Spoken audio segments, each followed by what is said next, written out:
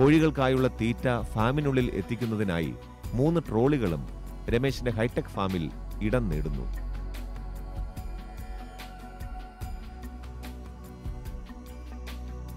ആൾ സഹായമില്ലാതെ ഭാരമേറിയ തീറ്റച്ചാക്കുകൾ അനായാസമായി എടുക്കുന്നതിന് ഉഷയെ സഹായിക്കാൻ ക്രെയിൻ സംവിധാനവുമുണ്ട്.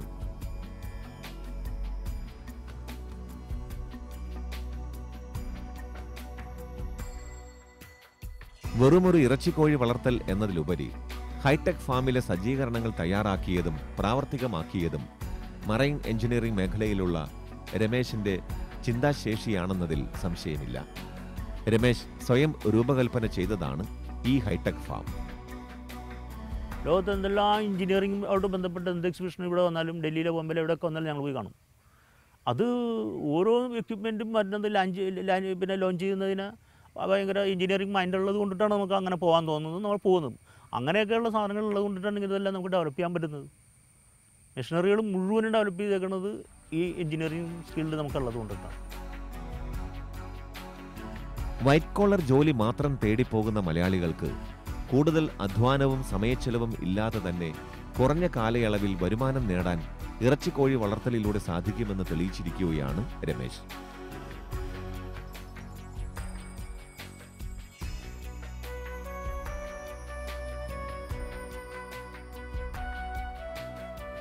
ഈ വിജയഗാഥ കണ്ടറിഞ്ഞ് രമേശിൽ നിന്നും ആർജവം ഉൾക്കൊണ്ട് ഈ രംഗത്തേക്ക് കടന്നു വരുന്നവരും കുറവല്ല.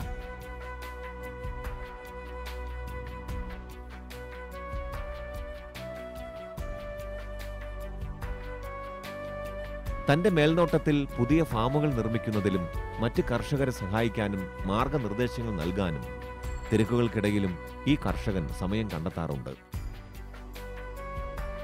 ഞാൻ പറയുന്നത്, ഒരു ഭാര്യയും ഭർത്താവിനും നമ്മൾ ഈ സർക്കാർ ജോലി അന്വേഷിച്ച് നടക്കുകയോ അല്ലെങ്കിൽ മറ്റുള്ള ജോലിക്ക് പോവുകയോ എന്ത് ആക്ടിവിറ്റീസിലും നിങ്ങളെക്കാളും ഏറ്റവും ബെറ്റർ കൃഷി തന്നെയാണ്.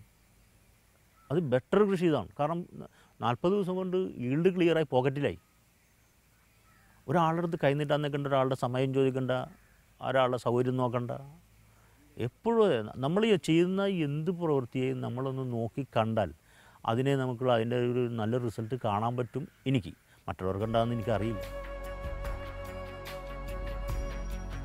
ഒരു ഫാം രൂപകൽപ്പന ചെയ്യുന്ന സ്ഥലത്തിന്റെ തെരഞ്ഞെടുപ്പ് മുതൽ കോഴികളെ പരിപാലിക്കേണ്ട കൃത്യമായ രീതികൾ വരെ വ്യക്തമായി മനസ്സിലാക്കിയിട്ടേ ഈ രംഗത്തേക്ക് കാൽവെക്കാൻ പാടുള്ളൂ എന്നാണ് രമേശിന്റെ അഭിപ്രായം.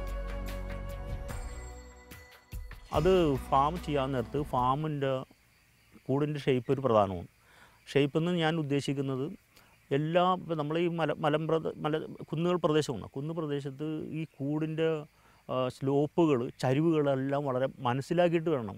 ആ ചരിവ് എത്രത്തോളം വരുന്നുണ്ടോ ആ ചരിവിനെ നമ്മൾക്ക് ഈ ഫാമിലേക്ക് കൊണ്ടുവരണം. ചരിവിൻ്റെ ആ കറക്റ്റ് എത്ര ചരിവുണ്ടോ എന്നിട്ട് വേണം അതിനകത്തുള്ള ഡ്രിങ്കർ സിസ്റ്റം, പിന്നെ അതിൻ്റെ ലിറ്റർ ഇടുന്ന സിസ്റ്റം, അങ്ങനെ ബ്ലെൻഡിങ് സിസ്റ്റം, ഇതെല്ലാം നമ്മൾ മനസ്സിലാക്കണമെന്നുണ്ടെങ്കിൽ ഈ ചരിവെല്ലാം നമ്മൾ ഒരു കറക്റ്റ് മെഷർമെൻറ്റിൽ കൊണ്ടുവന്നിട്ട് വേണം ഇത് ചെയ്തിട്ടുണ്ടെങ്കിൽ ഇത് സക്സസ് ആക്കാൻ പറ്റുള്ളൂ.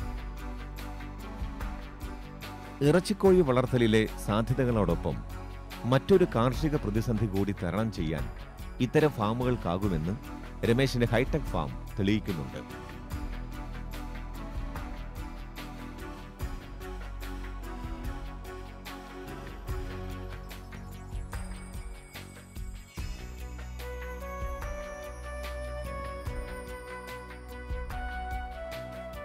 വിലയിടിവ് മൂലം പ്രതിസന്ധിയിലായിരിക്കുന്ന റബ്ബർ കർഷകർക്ക് മറ്റൊരു സാമ്പത്തിക ഉറവിടം തുറന്നു കൊടുക്കുന്നുണ്ട് ഇത്തരത്തിലുള്ള ഫാമുകൾ.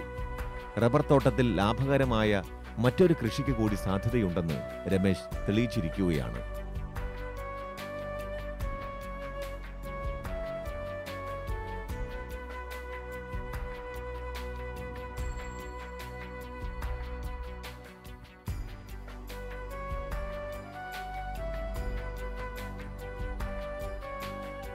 ചെലവും അധ്വാനവും കുറയ്ക്കാനും കുറഞ്ഞ കാലയളവിൽ വരുമാനം നേടാനുമാകുമെന്നുള്ളത് ഹൈടെക് കോഴി ഫാമിന്റെ പ്രാധാന്യം വർദ്ധിപ്പിക്കുന്നു.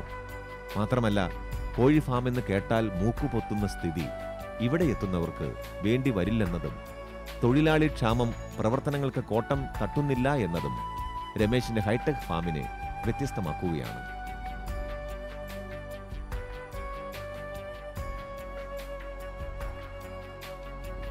ഇപ്പോൾ നിങ്ങൾ വന്ന് കയറിയിട്ട് ഇത്ര ദിവസമായിട്ട് നമ്മുടെ ഫാമിൽ വളരെ സ്മെല്ല് വളരെ കുറവാണ്. അത് കോഴി ഇനി ലാസ്റ്റ് പിടിച്ചു പോകുന്ന അന്ന് വന്ന് നോക്കിയാലും ഈ സ്മെല്ല് ഇപ്പോൾ ഈ ഉള്ള ഇതേ ഉള്ളൂ. അല്ലാണ്ടൊരു പ്രത്യേകമായിട്ടൊരു വലിയൊരു നാട്ടുകാർക്ക് ബുദ്ധിമുട്ടുള്ളതൊന്നും ഇത്രയും വലിയ ഫാമിൽ നിന്ന് പോലും തൊട്ടടുത്ത വീടുണ്ടായിട്ട് പോലും അവിടെ കാണുന്നില്ല, ആരും പറഞ്ഞു കേട്ടിട്ടില്ല. അപ്പോൾ ആൾക്കാരെ ബുദ്ധിമുട്ടിക്കാതെ നമ്മൾ വ്യവസായം ചെയ്യുക, അതാണ് എൻ്റെ അഭിപ്രായം.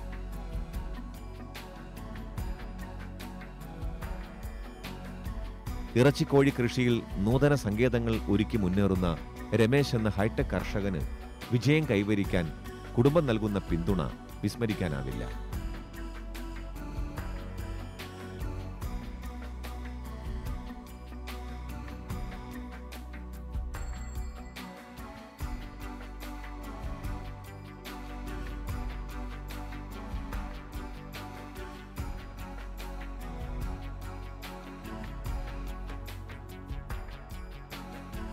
ഈ മേഖലയിലേക്ക് കടന്നു വരുന്ന പുതുമക്കാർക്ക് രമേശിന്റെ ഹൈടെക് ഫാം ഒരു പഠനശാല തന്നെയാണ്.